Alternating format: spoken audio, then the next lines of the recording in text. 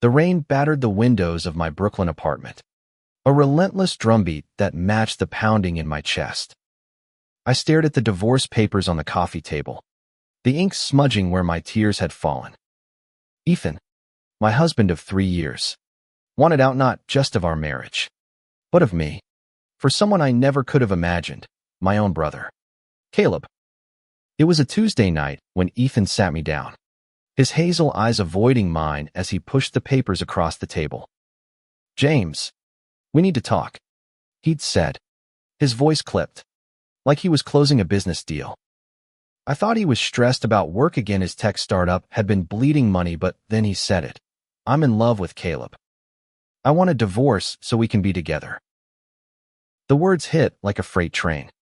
Caleb, my younger brother, the golden boy who'd always gotten everything he wanted: charm, looks, and now, apparently, my husband. I couldn't breathe. The room spun, the city lights blurring through the window. "You're joking," I whispered, but Ethan's silence was louder than any confession. We'd met 5 years ago at a Pride event in Manhattan. I was 25, a graphic designer scraping by on freelance gigs, and Ethan was the charismatic coder with big dreams. His laugh had drawn me in, bright and unguarded, like he could make the world bend to his will. We fell hard. Fast late-night talks about building a life together. Stolen kisses in Central Park. A small wedding in the Catskills with fairy lights and promises that felt eternal. I thought we were unbreakable. But Caleb had always been there, hovering. 2 years younger. He was the family's pride, confident, magnetic, a law student with a future brighter than mine. I loved him, but his shadow loomed large. When Ethan started inviting him over more often, I thought it was just brotherly bonding. I didn't see the glances, the late-night texts, the way Ethan's smile softened for Caleb in ways it no longer did for me. Now, sitting in our apartment, the truth was a knife in my gut. "How long?" I asked, my voice hoarse. Ethan hesitated, then admitted, 6 months. 6 months of lies. Of Caleb coming over for drinks while I worked late. Of Ethan pulling away while I blamed myself for not being enough. I wanted to scream, to throw the papers in his face. But I didn't. Instead, I stood, grabbed my jacket, and walked out into the rain. The city swallowed me whole, its noise drowning out the chaos in my head. I didn't know where I was going, but I knew I couldn't stay in that apartment. Couldn't face the man who'd turned our love into a cruel game.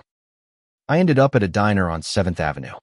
The kind with sticky tables and fluorescent lights that made everyone look half dead. The waitress, a woman in her 50s with kind eyes, slid a coffee in front of me without asking. "Rough night, hon?" she said. I nodded, unable to speak. My phone buzzed Caleb's name on the screen. I ignored it. Then Ethan's. Ignored that too. I wasn't ready to hear their excuses, their justifications.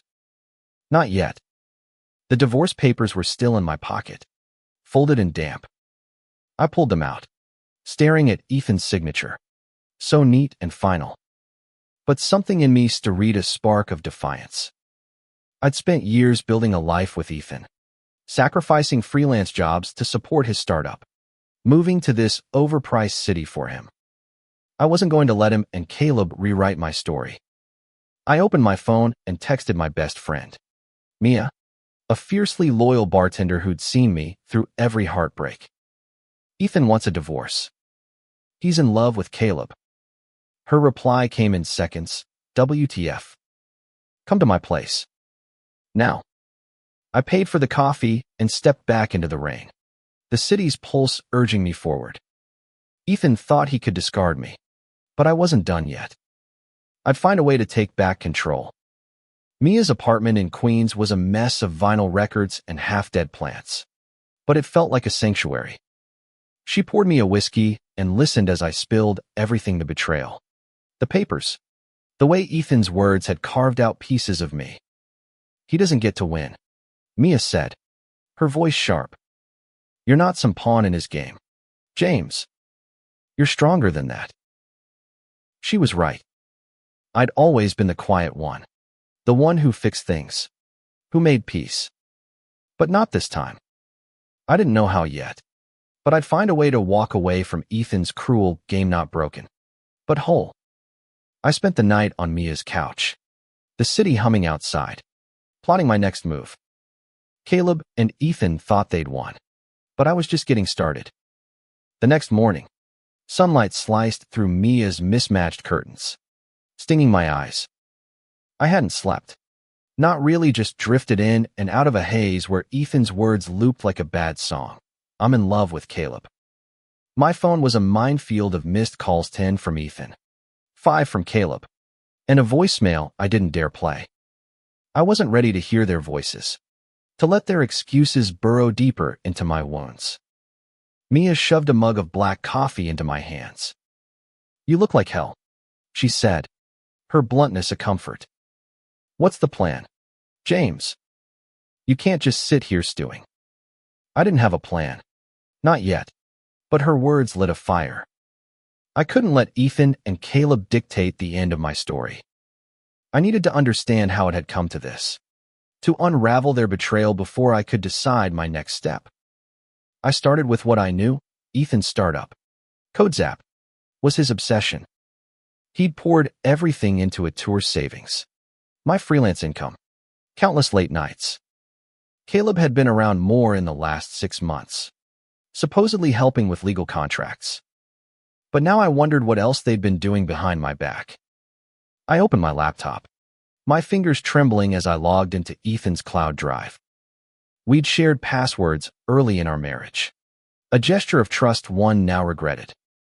His files were a mess, code snippets, investor pitches, and, buried in a folder labeled miscellaneous, a series of photos. My breath caught. There they were, Ethan and Caleb at a rooftop bar, laughing, their shoulders brushing. Another of them hiking in the Adirondacks, Caleb's hand on Ethan's arm. The timestamps were from months ago, long before Ethan's confession. The betrayal wasn't a sudden spark, it was a slow burn, planned and hidden while I played the oblivious husband. I slammed the laptop shut, my heart racing. Mia, sprawled on her couch, looked up. Find something, she asked. I nodded, unable to speak.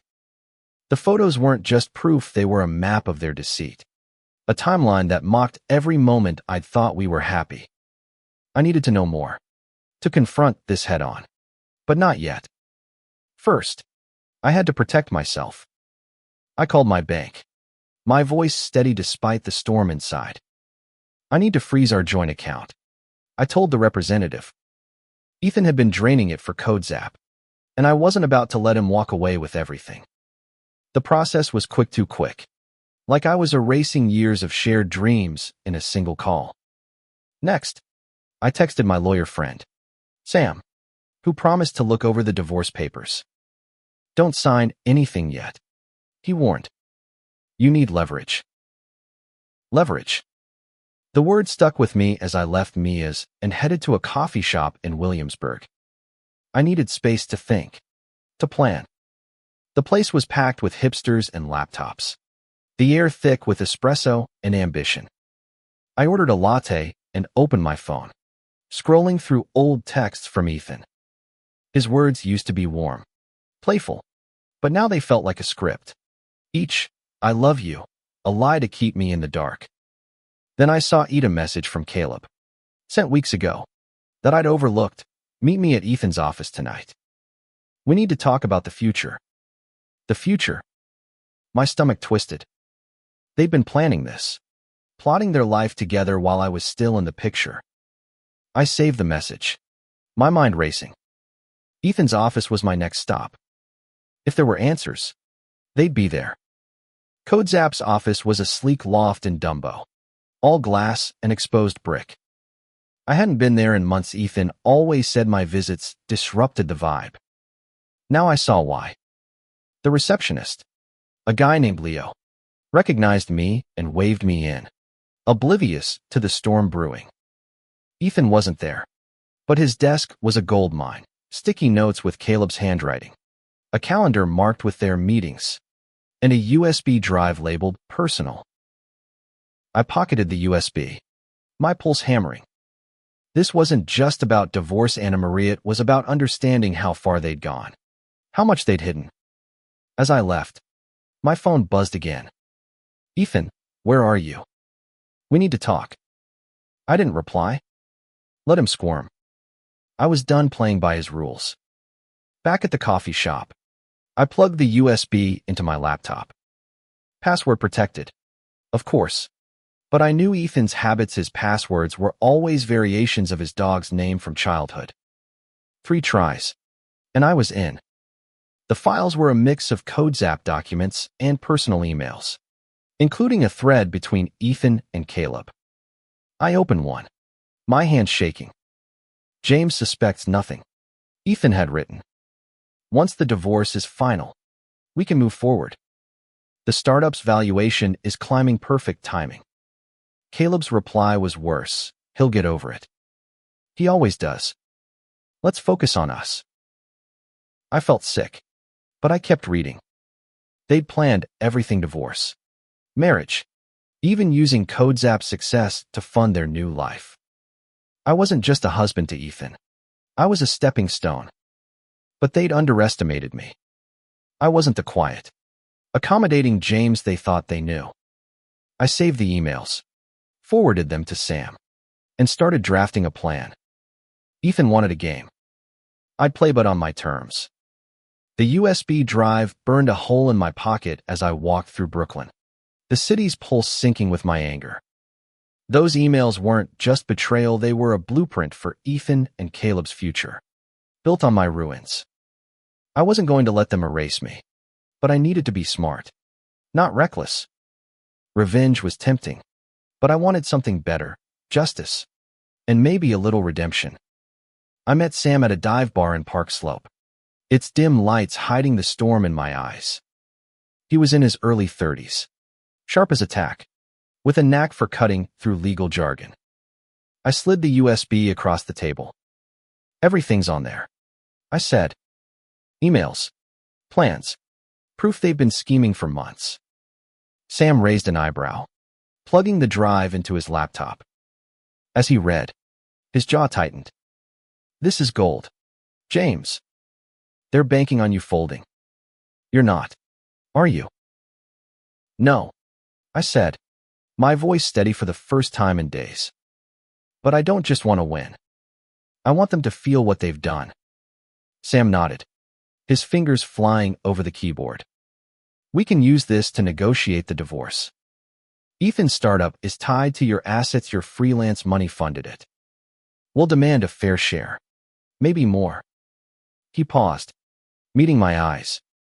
"But you need to decide what you're fighting for. Money, closure, or something else." I didn't have an answer yet. Money would help, but it wouldn't heal the hole Ethan and Caleb had torn in me. I thanked Sam and left, the city's noise a dull roar in my ears. I needed to see Caleb, to look him in the eye and understand why my own brother had done this. But first, I had to face Ethan. I texted him, "Meet me at the apartment. 8 p.m. No explanation, no emotion. He replied instantly, "I'll be there."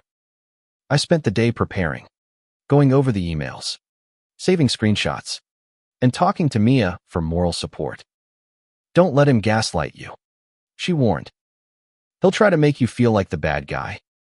I nodded, steeling myself. Ethan was good at charm, but I was done falling for it. At 8 p.m., I stood in our apartment, the divorce papers still on the coffee table. Ethan walked in, his suit rumpled, his face pale. "James, I'm sorry," he started, but I cut him off. "Don't. I saw the emails. I know everything." His eyes widened, and for the first time, I saw fear in them. "You went through my stuff," he stammered. I nodded, holding up my phone with a screenshot of his email to Caleb. "You planned this. You used me." Ethan sank onto the couch, his hands covering his face. "It wasn't supposed to happen like this," he said. "I didn't mean to hurt you." But his words were hollow, a script he'd rehearsed. I pressed harder. "You and Caleb decided my future without me." "Why?" He hesitated, then admitted. "Caleb, he gets me. He's ambitious. Like me. We want the same things." The words stung, but they also clarified something. Ethan had never really seen me. I'd been a convenience, a support system, not a partner. "You don't get to decide my worth," I said, my voice low but firm. "I'm not signing those papers yet. You'll hear from my lawyer." I turned to leave, but Ethan grabbed my arm. "James, please. We can work this out." I shook him off. "You made your choice. Now live with it." I walked out, my heart pounding but lighter. For the first time, I felt like I was taking back control. Outside, I called Caleb. He answered on the first ring, his voice nervous. "James, can we talk?" I agreed, setting a meeting for the next day at a neutral Spoda Park in Fort Greene. I needed answers from him, too. Why had my brother, the one I'd protected and loved, chosen to destroy me? That night, I crashed at Mia's again, the USB drive safely tucked away. I couldn't sleep, my mind replaying Ethan's words, Caleb's texts, the photos that mocked our past. But amidst the pain, a plan was forming. Ethan's startup was his lifeline, and my money was part of it. If I played this right, I could walk away with more than just my dignity. The next morning, I met Sam again to go over the divorce strategy. He'd found a clause in Ethan's startup contract that tied my contributions to its equity. "You could claim a significant share," he said. "Enough to hurt." I nodded, but my focus was shifting. Money was power, but I wanted something deeper, a way to make Ethan and Caleb face the consequences of their choices. Not just financially, but emotionally. As I headed to meet Caleb, the park's autumn leaves crunched underfoot, a reminder that seasons change. And so could I. Caleb was already there, sitting on a bench, his usual confidence replaced by unease. I sat beside him, my heart heavy but resolute. "Why?" I asked, my voice barely above a whisper. "Why him? Why me?" Caleb looked away, his jaw tight. "I didn't plan it, James," he said. "It just happened." But I wasn't buying it. I deserved the truth, and I wasn't leaving until I got it. Caleb's eyes darted to the ground, avoiding mine as we sat in the Fort Greene Park. The air was crisp, the kind of autumn chill that seeps into your bones. But I barely felt it. My question hung between us, why? And his silence was louder than the kids playing nearby. Finally, he spoke, his voice low. "I didn't mean to hurt you, James. I love him." Love. The word felt like a slap. I'd spent years loving Ethan, building a life with him, while Caleb's own brother had slipped into that life like a thief. "You love him," I repeated, my tone flat. "So you thought it was okay to destroy me?" Caleb flinched, but I pressed on. "You planned this with him. I saw the emails. You both decided I was disposable." He shook his head, his blonde hair catching the sunlight. "It wasn't like that. Ethan was unhappy. You were always working, always stressed. I was there for him." His words twisted the knife deeper. "So this was my fault. For working late to support Ethan's dreams. For trusting my brother. You could have talked to me," I said, my voice shaking. "You're my family, Caleb. I defended you when Mom and Dad didn't get your law school ambitions. I was there for you." My throat tightened, memories of our childhood flooding back, teaching him to ride a bike, staying up late to help with his homework. How had we ended up here? Caleb's eyes glistened, but he didn't cry. "I'm sorry," he whispered. "I didn't know how to stop it." I wanted to believe him. But the emails told a different story, one of calculated choices, of meetings behind my back. I stood, needing distance. You don't get to play the victim, I said. You both made this mess. Now you deal with it. I walked away, my chest tight, but my resolve stronger. Caleb's apology was too little. Too late. I wasn't just fighting for my share of Ethan's startup anymore, I was fighting for myself. For the life I deserved. Back at Mia's, I pored over the USB files again, digging deeper. There was more than just emails. Financial records showing Ethan had funneled our joint savings into CodeZap without my consent. That was a legal line he'd crossed. And Sam was thrilled when I showed him. This strengthens your case, he said. We can push for fraud. Fraud. The word felt heavy, but it fit. Ethan hadn't just betrayed me emotionally, betrayed our partnership, our trust. I told Sam to move forward, to draft a demand letter for a significant share of CodeZap's equity. But I also wanted something else, a public reckoning. Ethan and Caleb thrived on their polished images, Ethan as the visionary CEO, Caleb as the charming lawyer-to-be. I wanted them to face the truth in front of the world they cared about. I started small, reaching out to a friend who worked at a local tech blog. I've got a story about CodeZap, I said, keeping it vague. Ethical concerns. Can you look into it? She was intrigued, promising to dig into Ethan's financials. I didn't want to destroy him, just make him squirm. Make him see that actions have consequences. That night, I went to a support group Mia had found for me. A small gathering in a Manhattan community center for people navigating betrayal and divorce. I wasn't sure I'd fit in, but the story of partners cheating, of families fracturing echoed mine. A woman named Lena, in her 40s with a warm smile, shared her story of rebuilding after her wife left her. You don't get over it, she said. You get through it. And you come out stronger. Her words stuck with me as I walked home through the city's neon glow. I wasn't just surviving Ethan and Caleb's betrayal, I was rebuilding. Piece by piece. I started sketching again, something I'd abandoned when Ethan's startup consumed our lives. My designs were raw, full of jagged lines and bold colors, a reflection of the chaos inside me.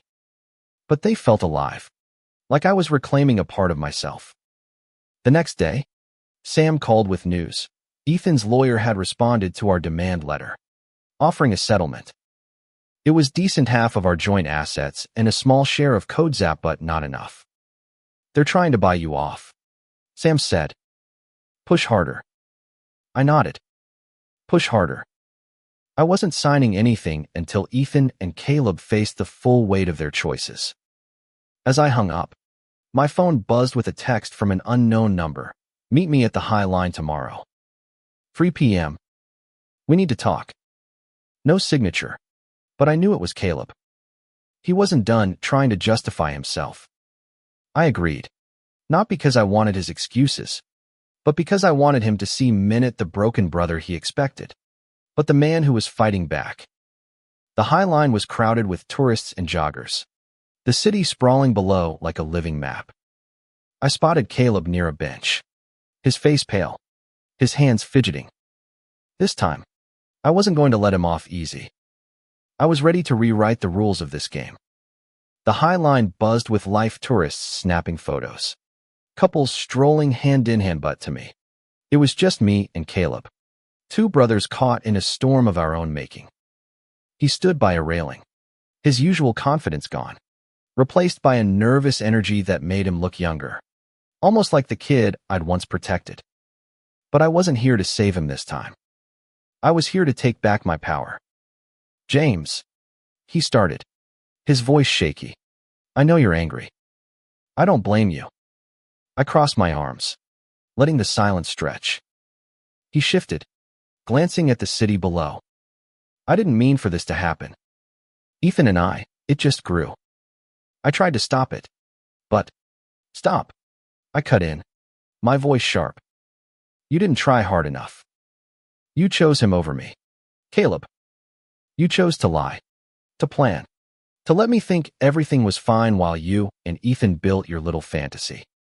His face crumpled, but I didn't soften. You're my brother. That was supposed to mean something. It does, he insisted, stepping closer. I love you, James. I messed up, but I want to fix this. His words sounded sincere, but they were tainted by the emails, the photos, the months of deceit. I shook my head. You don't fix this by saying sorry. You fix it by owning what you did. Both of you. Caleb's eyes searched mine. Desperate for forgiveness I wasn't ready to give. What do you want from me? He asked. I leaned in, my voice low. I want you to feel what it's like to lose something you love. Just like I did. I turned and walked away, leaving him standing there, the city's hum swallowing his silence. Back at Mia's, I channeled my anger into action. The tech blog friend had come through her team, was investigating CodeZap's finances, and whispers were starting to spread online. A few posts on X hinted at shady dealings at the startup, and I knew Ethan would be sweating. His investors were skittish. Any hint of scandal could tank his valuation. I didn't want to destroy his company, just make him see that his actions had consequences. Sam called with an update. Ethan's lawyer was panicking, offering a bigger settlement. They know we've got them on the financial misconduct, he said. You could walk away with 40% of CodeZap's equity, plus half the joint assets. It was tempting, but I wasn't done. At a condition, I told Sam. I want a public apology from Ethan. In writing, posted where his investors can see it. Sam whistled. That's bold. It'll humiliate him. I nodded, my jaw tight. Good.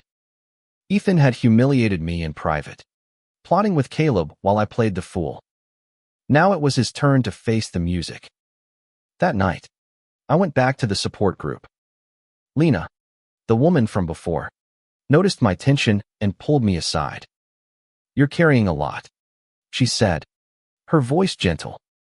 Anger's okay, but don't let it define you. I told her about Caleb, about the meeting, about my plan to make Ethan pay. She listened, then said, You're fighting for justice. But what about you? What do you want when this is over? Her question lingered as I walked home through Manhattan's neon streets. What did I want? For so long, my life had revolved around Ethan, his dreams, his startup, his happiness. Now, I had to figure out who I was without him. I pulled out my sketchbook, my fingers tracing new designs, bold, vibrant, full of life. They were a start, a piece of me I'd forgotten. The next day, I got a call from the tech blog.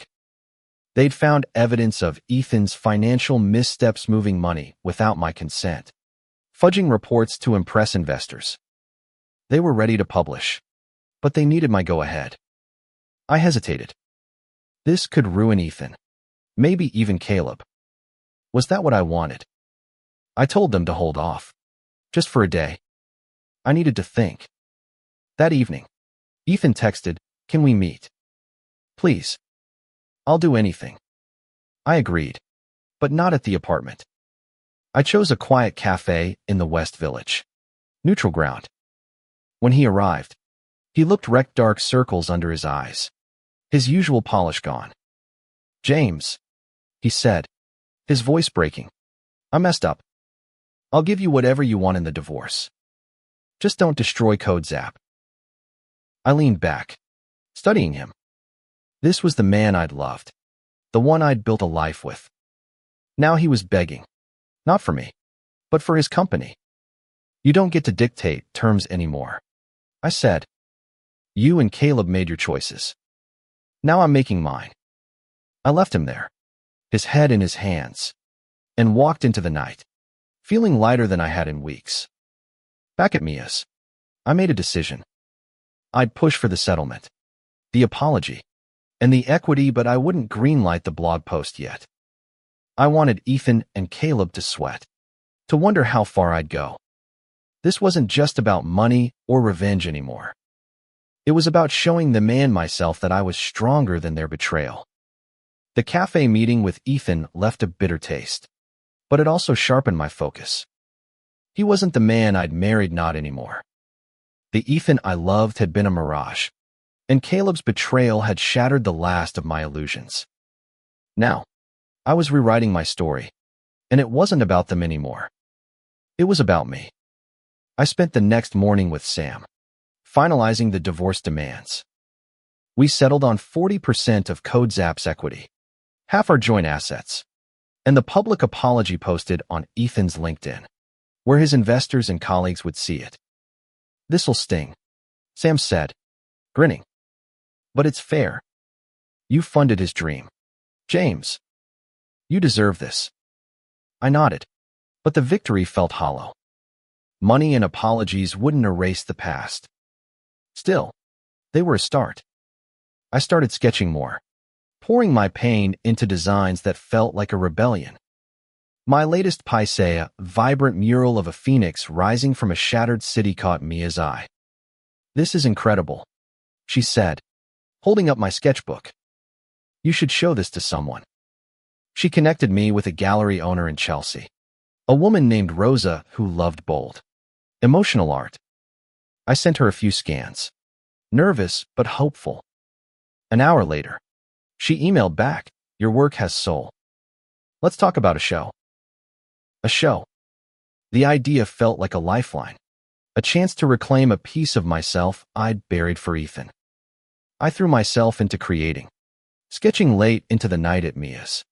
The cities hummed my soundtrack. But Ethan and Caleb weren't done with me yet. Caleb texted, begging for another meeting. I ignored it. Then Ethan called, leaving a voicemail. "James, please. The apology's ready. Let's talk terms." I saved it, but didn't respond. Let them wait. The tech blog was still holding the story, but X was buzzing with rumors about Code Zap. Investors were asking questions, and Ethan's carefully curated image was cracking. I didn't feel joy, exactly, just a quiet satisfaction. They played their game, but I was changing the board. That afternoon, I met Rosa at her gallery, a sleek space with white walls and bold sculptures. She was in her 50s, with sharp eyes and a warm smile. "Your work," she said, holding up my phoenix sketch. "It's raw, honest. People will feel it." We talked for an hour, planning a small exhibit in 2 months. For the first time in weeks, I felt a spark of purpose that wasn't tied to Ethan or Caleb. But the past wasn't done with me. That evening, Caleb showed up at Mia's unannounced, his face pale and desperate. "You can't keep ignoring me," he said as I opened the door. Mia hovered behind me, ready to kick him out, but I waved her off. "5 minutes," I said, stepping onto the porch. "Say what you need to." Caleb's hands shook as he spoke. "I'm losing everything. James. Ethan's a mess. The startup's at risk. And I hate myself for what I did." His voice cracked, but I didn't soften. "You chose this," I said. "You both did. Don't expect me to fix it." He reached for my arm, but I stepped back. "I'm done cleaning up your messes. Caleb, figure it out." I went back inside, my heart pounding but steady. Mia poured me a whiskey. "You okay?" she asked. I nodded. Getting there. For the first time, I believed it. I was building something Nawa life. A career. A sense of self that didn't depend on Ethan's love or Caleb's loyalty. The next day, Ethan posted the apology on LinkedIn.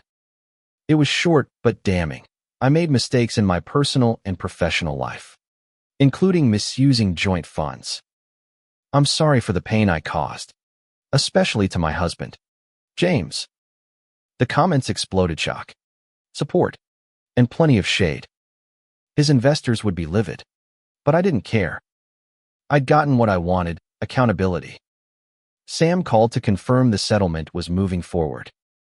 "They're signing," He said, "You'll get everything we asked for." I thanked him, but my mind was elsewhere. The gallery show was my focus now, a chance to tell my story through art, not anger. I spent the evening sketching, losing myself in colors and shapes, each stroke a step toward healing. As I worked, my phone buzzed a text from Lena at the support group. "Heard about the apology. Proud of you. Keep going." I smiled, feeling a warmth I hadn't in weeks. Ethan and Caleb thought they'd broken me, but they'd only set me free. I was ready for the next chapter, one I'd write myself. The settlement papers arrived a week later, delivered to Mia's apartment in a crisp manila envelope. I signed them, my hand steady, the ink sealing the end of my marriage. Ethan got his divorce, but at a cost 40% of Code Zap, half our assets, and his reputation bruised by that public apology. I didn't feel triumph, just a quiet relief. I'd fought for myself and won, not with rage, but with resolve. The tech blog never ran the full story. I'd called them off, deciding that Ethan's apology was enough. Destroying his company wouldn't heal, might would just tether me to him longer. Instead, I poured my energy into the gallery show. Rosa was relentless, pushing me to refine my sketches, to dig deeper into the emotions behind them. "Art's not just beauty," she said. "It's truth." My truth was messy betrayal, heartbreak, but also resilience, and my designs were starting to reflect it. I moved out of Mia's into a tiny studio in Bed-Stuy, a place I could afford with the settlement money. It was small, with peeling paint and a view of a brick wall, but it was mine. I set up a corner for sketching, my easel catching the morning light. For the first time in years, I wasn't creating for Ethan's approval or Caleb's shadow. I was creating for me. Caleb tried reaching out again, sending a long email about regret and wanting to rebuild. I read it, then archived it. Forgiveness might come someday, but not now. He'd chosen Ethan over me, and that wound was still raw. Ethan, meanwhile, was radio silent. Ex-posts from mutual friends suggested he and Caleb were struggling. Kitty's app's investors were pulling back, and their relationship was fraying under the pressure. I didn't gloat. Their mess was their own. The support group became my anchor. Lena and the others shared stories of rebuilding, of finding joy after pain. One night, a new member, a guy named Marcus, joined. He was in his early 30s, with warm brown eyes and a quiet strength. His story echoed Minea, partner who cheated, a life upended. We talked after the meeting, sharing coffee at a diner nearby. "It gets easier," he said, his smile soft but genuine. "Not perfect, but easier." I believed him. As the gallery show approached, I worked nonstop, my apartment a chaos of paint and sketches. My centerpiece was the Phoenix mural, now a massive canvas of reds, golds, and blues, rising from a city in ruins. Rosa loved it, calling it a story of survival. I didn't tell her it was my story, but I think she knew. The night of the show, Chelsea buzzed with energy. The gallery was packed: artists, critics, strangers drawn by Rosa's reputation. I wore a simple blazer, my nerves jangling as people studied my work. The Phoenix dominated the room, its wings seeming to pulse under the lights. A critic from a local art blog approached, asking about my inspiration. "Life," I said simply. "Starting over." He nodded, scribbling notes, and I felt a surge of pride. Mia was there, beaming, her arm around a woman she'd started dating. Lena and Marcus came too, their presence a reminder of the community I'd found. As I mingled, I overheard whispers, people moved by the emotion in my work, by the story it told without words. For the first time, I felt seen, not as Ethan's husband or Caleb's brother, but as James, the artist, the survivor. Then I saw him, Caleb, standing in the corner, clutching a program. My stomach dropped, but I walked over, my head high. "What are you doing here?" I asked, my voice calm but firm. He looked small, his eyes red. "I wanted to see your work," he said. "I'm proud of you, James." I know I don't deserve to say that, but I am. I studied him, searching for the brother I'd once known. "You don't get to be proud," I said. "Not yet. Maybe someday, if you earn it." He nodded, tears spilling, and left without another word. I watched him go, feeling not anger, but a strange peace. I didn't need his approval anymore. The show was a success, 3 pieces sold, including the Phoenix.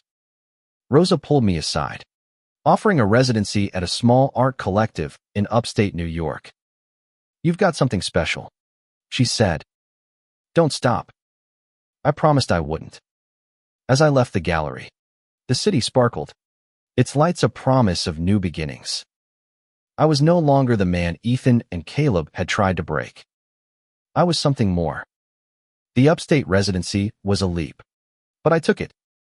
2 months after the gallery show, I packed my sketchbooks and moved to a small cabin in the Hudson Valley, part of Rosa's art collective. The quiet was jarring after New York's chaos, but it was what I needed: a place to breathe, to create, to rebuild. The settlement money gave me a cushion, but my art was my future now. Each morning, I woke to birdsong and painted, my canvases filled with stories of loss and renewal. Marcus visited on weekends, our coffee chats turning into hikes through the autumn woods. He wasn't a replacement for Ethan, just a friend. Maybe something more someday, but I wasn't rushing. I was learning to love myself first, to trust my own heart. The support group stayed in touch, Lena sending encouraging texts, reminding me I wasn't alone. Mia came up once, her laughter filling the cabin as she teased me about becoming a mountain man. Caleb sent another email, longer this time, detailing his regrets and his split from Ethan. Code Zap was faltering, and their relationship hadn't survived the fallout. I read it, felt a pang for the brother I'd lost, but didn't reply. Healing didn't mean erasing the pain, it meant living with it, choosing to move forward.